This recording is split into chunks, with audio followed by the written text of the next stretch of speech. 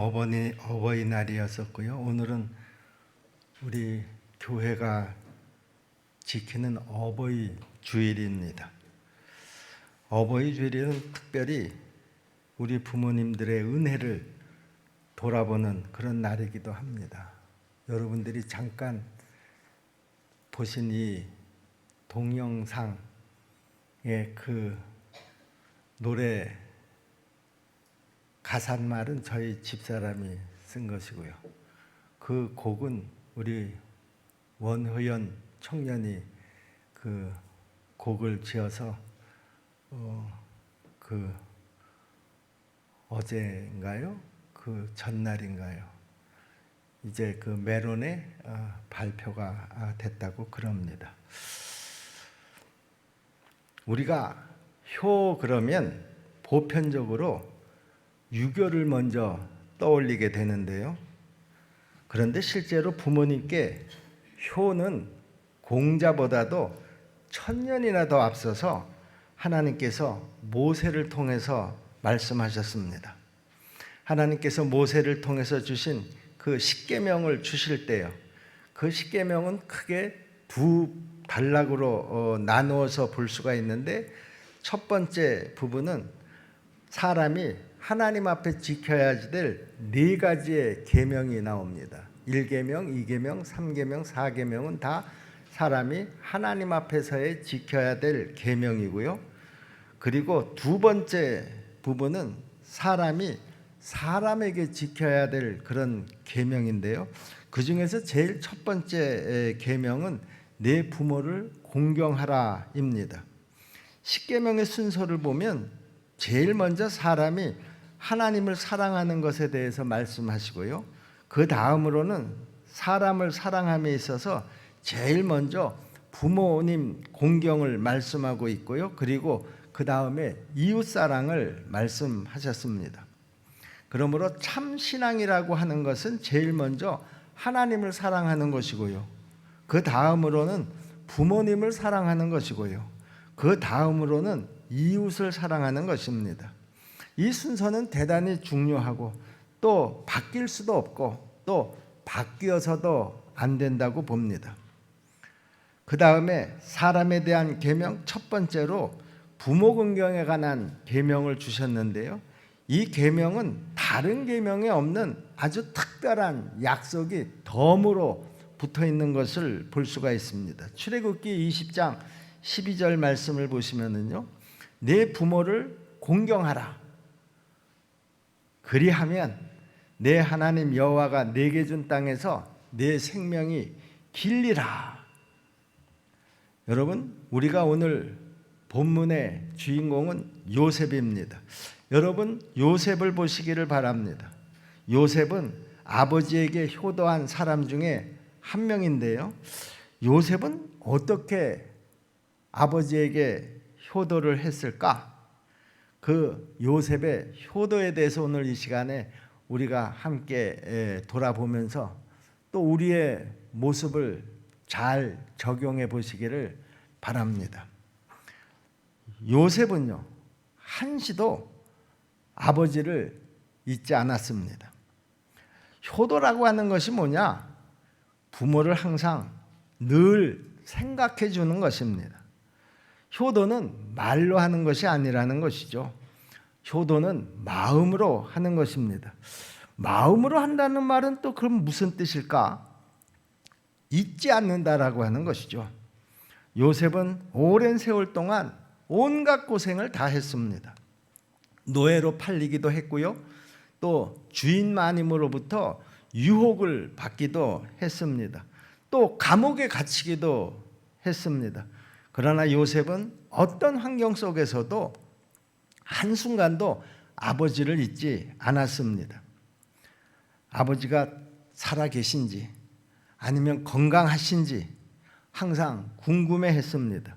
그래서 애굽에서 그 자기 형제들을 만나자마자 제일 먼저 그 형들에게 물은 것이 이것입니다. 너희가 말하던 너희 아버지 그 노인은 안녕하시냐? 여러분, 사랑이라고 하는 것은요, 생각하고 잊지 않는 것이다, 이렇게 말씀드릴 수가 있겠습니다. 우리가 그 부모의 은혜에 대해서 잊지 말아야 될 그런 것들은, 첫째, 나한테 생명을 전해주신 분임을 잊지 말아야 한다라고 하는 것이죠. 이따금 가정 형편이 여의치를 못해서 자녀를 끝까지 기르지 못하고 고아원이나 또 아니면 어떤 단체에 맡겼다가 나중에 그 자식이 너무 보고 싶어서 만나러 오는 그런 부모들을 보게 됩니다. 그때 어떤 자녀는요, 그 자기를 만나러 온 그 어머니를 어머니 취급도 하지 않으려고 합니다. 뭐 100번 이해는 갑니다. 나를 버렸는데 나한테 무슨 어머니냐, 그러는 심정은 이해가 갑니다마는요, 그러나 그 자식을 버린 어머니의 심정은 어떠했겠습니까? 지금까지 죄인의 마음으로 살았을 것이고요, 시간마다 명절마다 그 부모는 눈물을 흘렸을 것입니다. 그랬기 때문에 늦게라도 그 자식을 찾아온 것 아니겠습니까? 이제 늦게나마 그 자식이 보고 싶어서 그 자식을 찾아온 것입니다. 섭섭하다고 해서 그 죽음의 순간에도 모른 채 하는 그런 자식들을 또 간혹 보게 됩니다. 여러분 한번 생각해 보시기를 바랍니다. 부모가 나를 버렸다고 하지만 나는 그 부모를 통해서 받은 것이 있습니다. 가장 소중한 것을 받은 것입니다. 그것은 바로 부모로부터 생명을 받은 것입니다. 성경은 생명은 온 천하보다도 귀하다, 이렇게 말씀합니다. 그 귀한 생명을 나에게 주시기 위해서 우리 부모님은 죽음을 무릅쓰고 나를 낳은 것입니다. 우리가 부모의 은혜를 생각할 때 무엇보다도 나를 낳아준 그 사랑을 잊지 않아야 한다라고 하는 것입니다. 또 나를 가장 사랑해 주셨던 것을 우리는 잊지 말아야 합니다. 부모님은 나를 가장 귀하게 여겼습니다. 어머니, 이 단어는요, 세상에서 가장 다정하고 가장 아름답고 또 가장 감동을 주는 말이라고 생각을 합니다. 왜 그렇습니까? 이 세상에서 나를 제일 사랑해 주신 분이기 때문에 그렇습니다. 이 어머니라고 하는 단어 속에는 말로 표현할 수 없는 애정이 있습니다. 양주동 선생이 작사하고 김성태 선생이 작곡한 이 어머니의 은혜라고 하는 노래는 여러분 다 잘 알고 계시리라고 생각을 합니다. 그러나 어느 누구라도 이 어머니의 은혜라는 노래를 끝까지 부를 수 있는 그 사람들은 그렇게 많지 않은 것 같습니다. 그 노래를 부르다가 대부분의 사람들은 눈물을 흘리고 맙니다. 진자리 마른 자리 가라니시며 손발이 다 닳도록 고생하셨네. 우리가 이쯤 이 어머니의 은혜라는 노래를 부르다 보면 목이 메어서 끝까지 부르지를 못합니다. 나를 그렇게 사랑해 주신 분이 부모님이시라는 것이죠. 자녀들은 무엇보다도 이 부모님의 사랑을 잊지 않아야 합니다. 요셉은 순간마다 아버지를 그렇게 생각했습니다. 여러분, 이것이 진정한 효도인 줄로 믿습니다. 또 나를 위해서 항상 기도해 주신 부모님을 우리가 생각해야 합니다. 우리의 기도 제목 가운데 가장 큰 비중을 차지하는 기도 제목이 뭡니까? 자녀를 위한 기도일 것입니다. 우리 자녀들이 믿음으로 잘 자라게 해주세요. 우리 자녀들의 앞길을 좀 열어주세요. 우리 자녀들의 삶이 하나님 앞에 영광을 돌리는 인생이 되게 해주세요. 우리의 기도 내용은 거의가 다 한결같습니다. 여러분, 어거스틴을 여러분들이 잘 아시지 않습니까? 그는 젊은 시절서부터 아주 방탕한 생활을 했기 때문에 그 어머니 모니카가 항상 그 어거스틴을 위해서 눈물로 기도를 했습니다. 그러다가 결국 어거스틴은 집을 나가서 로마로 도망을 쳤습니다. 그 어머니는 보따리를 싸가지고 그 자식이 도망간 그 로마로 뒤쫓아갔습니다. 그리고 자식이 귀가하는 그 근처 옆에 허름한 방 하나를 얻어놓고 날마다 그 어거스틴을 위해서 기도했습니다. 교회 나가서 또 열심히 기도했습니다. 아무리 기도를 해도 그 자식이 돌아올 기미를 보이지 않자 그 어머니 모니카는 그 교회 목사님을 찾아가서 그 사정을 하소연했습니다.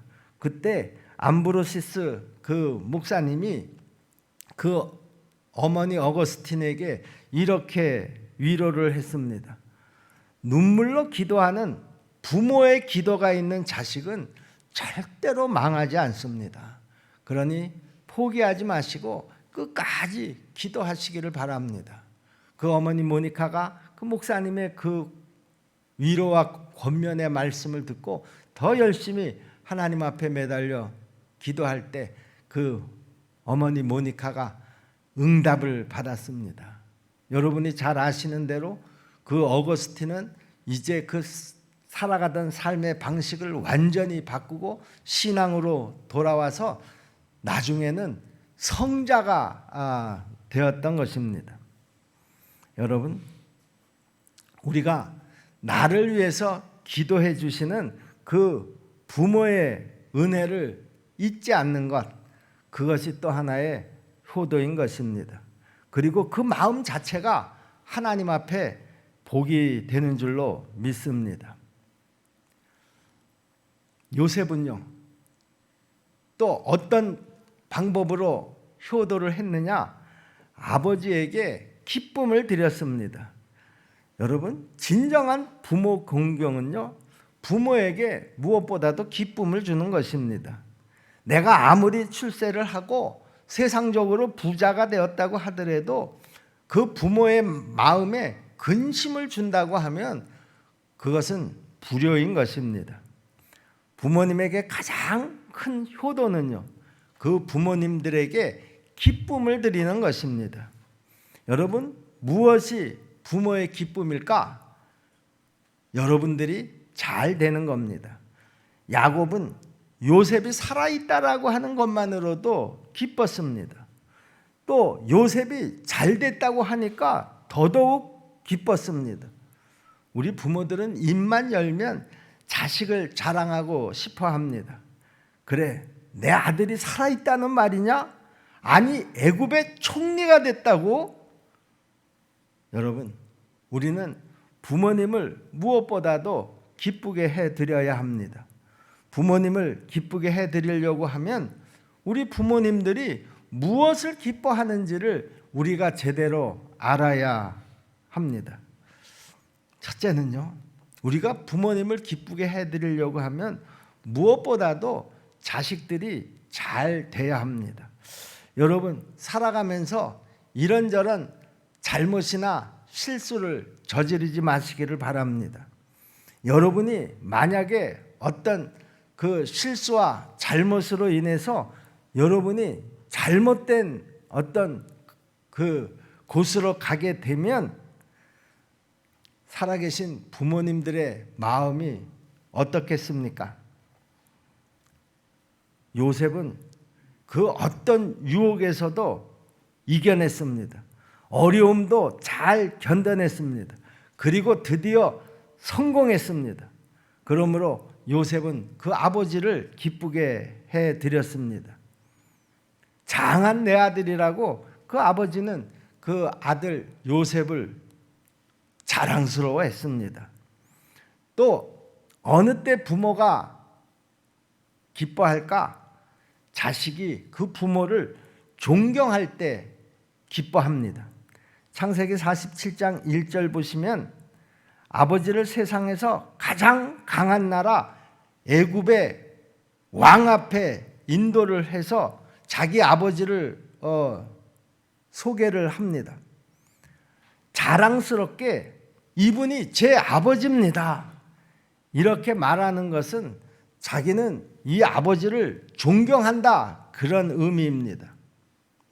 어떤 사람들은요, 자기 부모가 못 배웠다고 무시를 합니다. 가진 게 없다고 유산을 물려주지 않았다고 무시를 합니다.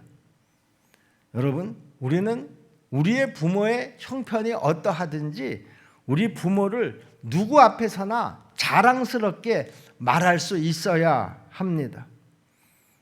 언제 어디서라도 우리 부모님이라고 하는 사실을 우리가 잊어서는 안 됩니다. 보세요. 요셉이 바로에게 가서 고하여 이르되 내 아버지와 내 형들과 그들의 양과 소와 모든 소유가 가나안 땅에서 와서 고센 땅에 있나이다. 지금 자기 아버지와 자기 형들의 그 형편은요, 이제 그 가나안 땅의 가뭄을 피해서 그야말로 이 애굽이라고 하는 큰 나라에 이민을 온 꼴입니다.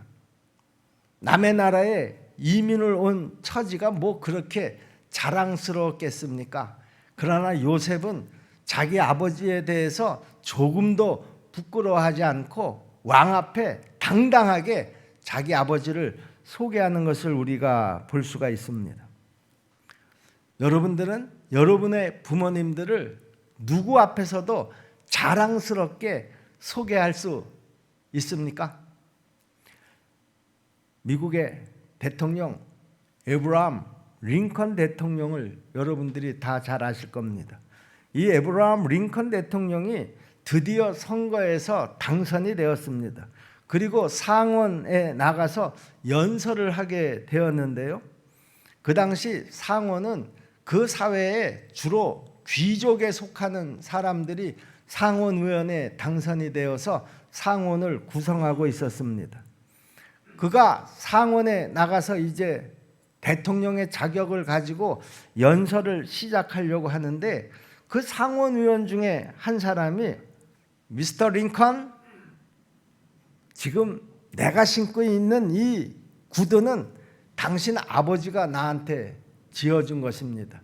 링컨의 아버지가 구두 수성공이었었거든요. 그러니까 이 상원의원은 링컨의 아버지의 그 재화점에 가서 구두를 아마 맞춰 신었던 것 같습니다. 그 상원의원은 아주 안 좋은 의도로 대통령을 한 자락 깔고 무시하는 의도로 이런 이야기를 했는데요. 링컨은 그 이야기에 얼굴색 하나 변하지 않고요, 이렇게 대답을 했다고 합니다. 의원님, 제가 오늘 이 상원에 와서 연설을 하기 전에 저의 아버지를 생각나게 해주셔서 대단히 감사합니다. 우리 아버지는 참으로 위대한 예술가였습니다. 우리 아버지는 진정으로 대단한 구두 수성공이었습니다. 제가 어찌 감히 아버지를 능가할 수가 있겠습니까? 그러나 한 가지, 의원님, 지금 의원님이 신고 계신 구두가 헤어지게 되면 제가 아버지 밑에서 배운 기술로 의원님의 구두를 수선해 드릴 수가 있겠습니다. 이 상원의원이 대통령이 이렇게 말하는 소리를 듣고 얼굴이 붉어지면서 그 이후로는 링컨의 아주 절대 지지자가 되었다고 그럽니다. 여러분, 내가 나의 아버지를, 나의 어머니를 존경하지 않으면 누가 존경을 하겠습니까? 우리 부모님들은 자식들이 당신을 존경할 때 제일로 기뻐하실 줄로 믿으시기를 바랍니다. 또 우리 부모님이 어떨 때 기뻐하실까요? 우리가 그 부모님의 말씀에 순종할 때 기뻐하십니다. 잠언 23장 22절 말씀을 보시면은요, 너 낳은 아비에게 청종하고 내 늙은 어미를 경히 여기지 말지니라 그랬습니다. 물론 나이 드신 분들이 요즘 젊은 사람들보다 아는 게 적은 게 분명합니다. 우리 나이 먹은 사람들이 젊은 사람들이 알고 있는 그 지식을 따라간다는 것은 거의 불가능합니다. 그럼에도 불구하고 성경은 뭐라고 얘기합니까? 네 부모에게 순종하라, 이렇게 말하고 있습니다. 물론 우리 부모들도 좀 눈치가 있어야지 됩니다. 처음서부터 자식들이 듣지 않게 생겼다고 하면은요, 아예 처음서부터 말을 하지 않는 것이 좋습니다. 왜냐하면 내가 이 말을 해도 자식이 듣지 않을 것이 뻔한데 그 얘기를 굳이 하게 되면 자식과 부모 간에 그 관계만 더 불편해지고 맙니다. 우리 또 자녀들도요. 부모들이 무슨 말을 하면 좀 대답이라도 시원스럽게 해 주었으면 좋겠습니다. 네, 알겠습니다. 일단 그렇게 이야기를 한 다음에 그 부모가 한 말이 논리에 맞지 않고 틀린 얘기라고 하면 나중에 다시 그 부모에게 그 말이 왜 틀렸는지를 자세하게 그리고 겸손하게 그 설명해 주면 얼마나 좋겠습니까? 여러분, 부모님을 공경하는 것은요, 외형적인 것이 아닙니다. 내적인 것이 더 중요하다, 그런 말이죠. 우리가 부모님을 또 기쁘게 해드리고 싶다고 하면 그 부모님의 마음을 먼저 잘 헤아릴 줄 알아야 합니다. 지금 우리 부모님이 하시는 말씀이 무엇인가? 무슨 의도로 저런 말씀을 하시지? 그 속마음을 읽을 줄 알아야 한다라고 하는 것입니다. 나이가 들면은요, 언제나 소외되는 것을 제일 싫어합니다. 가족들이 모일 때요, 그 얘기는 당연히 부부끼리 할 말인데도 그 부모가 자꾸만 그 이야기에 끼어들려고 합니다. 이유가 뭡니까? 나도 알고 싶다, 그런 말이죠. 세 아들을 둔 호라비가 있었습니다. 너무 오랫동안 혼자 살다가 보니까 새 장가를 가고 싶었던지 먼저 큰아들을 불러서 넌지시 이렇게 말을 건넸습니다. 야, 내가 밤만 되면 등이 가려워서 아주 힘들다. 그러자 그 큰아들이 그 다음날 아버지에게 효자손을 하나 사다가 드렸습니다. 아버지는 야, 이 애가 지금 내 말을 제대로 알아듣지를 못하네 싶어서 둘째 아들을 또 불렀습니다. 야, 요즘은 날씨도 그렇게 춥지 않은 것 같은데 내가 이부자리에 눕기만 하면 몸이 으슬으슬 떨리는구나.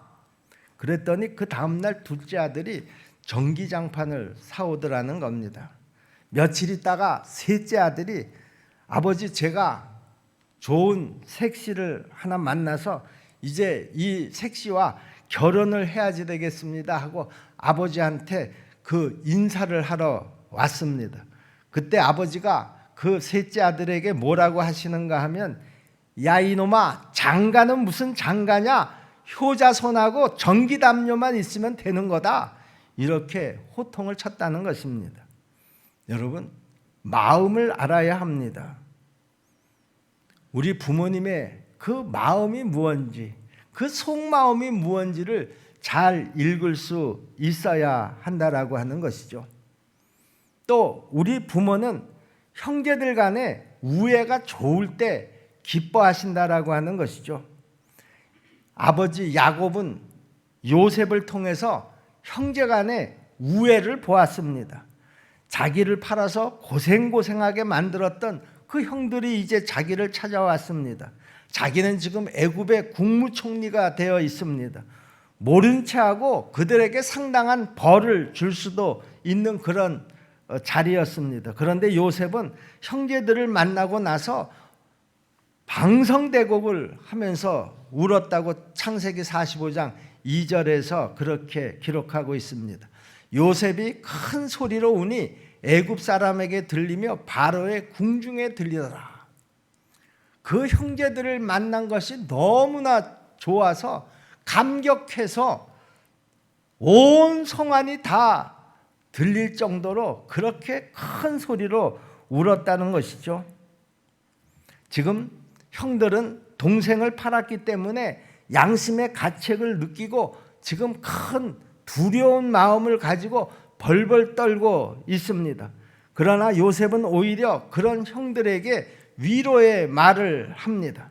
창세기 45장 8절 말씀을 보시면은요, 그런즉 나를 이리로 보낸 이는 당신들이 아니요 하나님이시라.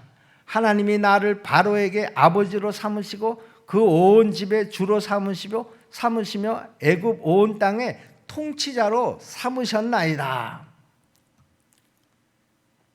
지금 자기가 여기까지 오게 된 것은 형들이 나를 그 노예 상인들에게 팔았기 때문에 여기까지 오게 된 것이 아니라 하나님께서 나를 여기까지 인도해 주셨다는 것이죠. 그러니 형들의 책임은 하나도 없습니다. 걱정하지 마십시오. 형들의 마음을 아주 편안하게 해 주었습니다. 아버지가 볼 때 형제들이 분쟁하고 사이가 좋지 않으면 어느 부모나 다 마음이 괴롭습니다.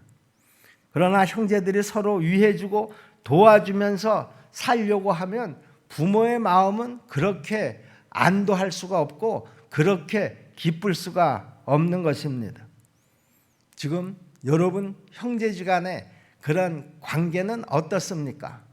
여러분의 부모님이 볼 때에 여러분 형제관계를 통해서 정말 안도하고 기쁨을 갖고 계신지 한번 스스로에게 물어보시기를 바랍니다. 자, 이제 요셉은 부모를 모셨습니다. 형들을 통해서 아버지의 안부를 묻고 또 들었습니다. 그리고 수레와 양식을 아버지에게 보냅니다. 또 아버지가 오시는 길에도 사용할 수 있도록 충분한 양식을 실어서 보냅니다. 그리고 그 부모가 형들과 고센 땅에서 살도록 어느 한 지역을 특별히 배려를 해 주었습니다. 창세기 45장 19절로 21절 말씀을 보시면은요, 이제 명령을 받았으니 이렇게 하라. 너희는 애굽 땅에서 수레를 가져다가 너희 자녀와 아내를 태우고 너희 아버지를 모셔오라. 또 너희의 기구를 아끼지 말라. 온 애굽 땅에 좋은 것이 너희 것임이니라. 이스라엘의 아들들이 그대로 할세 요셉이 바로의 명령대로 그들에게 수레를 주고 길양식을 주며 그랬습니다. 요즘 우리가 살아가고 있는 이 세상에서 부모를 모시고 산다라고 하는 것은 점점 더 상상도 할 수 없는 그런 환경이 되어가고 있습니다. 왜 그럴까요? 이기주의 때문에 그렇습니다. 편의주의 때문에 그렇습니다. 이제는 부모들도요, 내가 나이 먹으면 자식들이 나를 잘 거두어 줄 것이다 라고 하는 그런 생각을 아예 할 수 없는 지경에까지 이르렀습니다. 이제 우리의 노후는 국가가 책임을 져주지 않으면 어떻게 할 수 없는 그런 환경이 점점 돼가고 있다라고 하는 것이죠. 여러분, 그러나 우리들은 분명한 이 생각 하나만은 잊어버려서는 안 됩니다.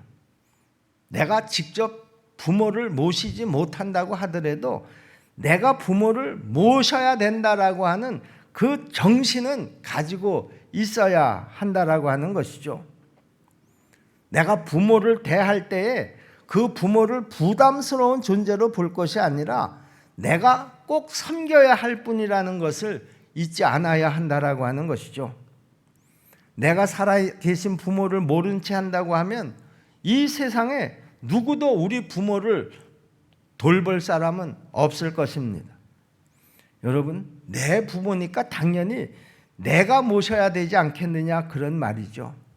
여러분, 구약 성경에 룻기를 보시면은요, 룻이라는 여인이 나오는데요, 그 룻은 끝까지 남편도 없는 시어머니를 잘 공양을 했습니다.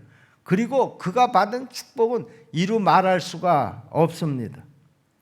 여러분, 효라고 하는 것은요, 모든 가정교육의 기초가 됩니다. 우리 속담에 효자가 효자를 낳는다라고 하는 말이 있습니다. 우리 십정동계 성도 여러분, 우리 십정동계 성도 여러분들은 다 요셉같이 효도하고 또 하나님으로부터 그 약속되어진 그런 축복들을 다 받으시기를 주님의 이름으로 축복합니다. 기도하겠습니다. 은혜로우신 아버지 하나님 감사합니다. 어버이 주일을 맞이하여서 하나님께서 우리에게 주시는 이 귀한 말씀을 우리 마음판에 잘 새기고 돌아갑니다.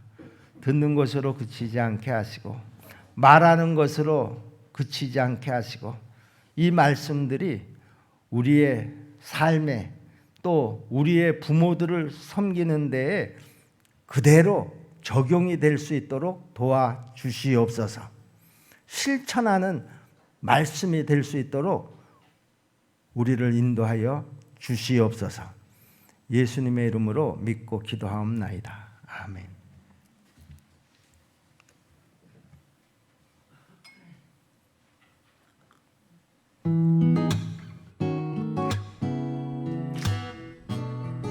엄마, 아빠, 할머니, 사랑해요, 사랑해요. 너가 말아줬어, 닮아. 사랑해요. 사랑해요. 엄마 아빠 사랑해요. 하나님의 사랑이 아빠의 삶 가운데 가득하기를 축복합니다. 하나님의 은혜가 엄마 가운데 가득하길 기도합니다. 하나님의 사랑이 아빠의 삶 가운데 가득하기를 축복합니다. 하나님의 은혜가 엄마 가운데 가득하길 기도합니다. 엄마, 나 사랑해요. 기도해 주셔서 감사합니다. 엄마 사랑해요. 엄마 아빠 사랑해요. 할머니, 할아버지 사랑해요. 엄마 아빠 사랑해요. 하나님의 사랑이 아빠의 삶 가운데 가득하기를 축복합니다. 하나님의 은혜가 엄마 가운데 가득하게 기도합니다. 가득하게 기도합니다. 가득하게 기도합니다. 엄마 사랑해요.